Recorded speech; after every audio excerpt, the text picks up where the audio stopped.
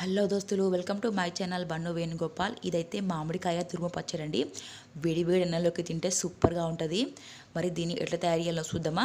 దీనికోసం ఇక్కడ నేను ఒక 4 మామిడికాయలు తీసుకొని శుభ్రంగా కడిగి మీద తొక్క తీసేసి చిన్న చిన్న ముక్కలకు కట్ చేసి తీసుకోవాలి. ఇప్పుడు ఈ చిన్న చిన్న ముక్కల్ని మిక్సీ జార్లో వేసుకొని ఇలా పేస్ట్ లాగా చేసుకొని ఒక బౌల్లోకి వేసుకోవాలి.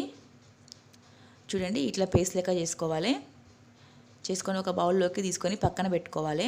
ఇప్పుడు ఈ పచ్చడికి మనము సింపుల్గా పోపు వేసుకోవాలండి. దానికోసం ఇక్కడ నేను గిన్నెలో ఒక 2 గ్లాసుల నూనె వేసుకున్న తర్వాత ఇలాకు జీలకర్ర ఆవాలు వేసుకొని ఫ్రై అయినాక ఇలాకి ఎల్లిపాయలు ఇట్లా కట్ చేసుకొని తీసుకోవాలి. ఇప్పుడు వీటిని సిమ్ములో ఫ్రై చేసుకోవాలండి. ఈ ఎల్లిపాయలు అనేది ఎర్రగా అయ్యేదాకా ఫ్రై చేసుకోవాలి. ఇట్లా ఫ్రై చేసుకొని స్టవ్ ఆపేసి చల్లార్చుకోవాలి.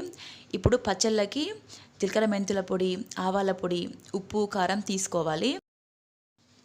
ఇప్పుడు ఈ మామిడికాయ తురుములో 1/2 టీ స్పూన్ మెంతుల పొడి వేసుకోవాలి. మెంతుల పొడి కొంచెమే వేసుకోవాలి, ఎక్కువగా వేసి చేదెక్కిపోతుంది.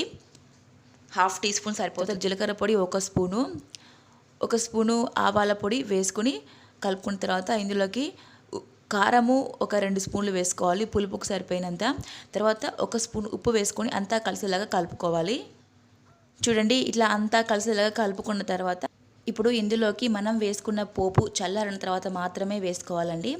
వేడి మీద వేసుకుంటే పచ్చడి అనేది నల్లగా అయిపోతుంది. అందుకోసం ఇట్లా చల్లగా అయినాక వేసుకోవాలి పచ్చళ్ళ. అంతేనండి, ఎంతో రుచికరంగా ఎంతో కమ్మనైన మామిడికాయ తురుము పచ్చడి రెడీ అయిపోయింది. ఇది వేడి వేడి అన్నంలోకి తింటే సూపర్గా ఉంటుందండి. ఇది ఫ్రిడ్జ్లో పెడితే ఒక 10 రోజుల పాటు నిల్వ ఉంటుంది.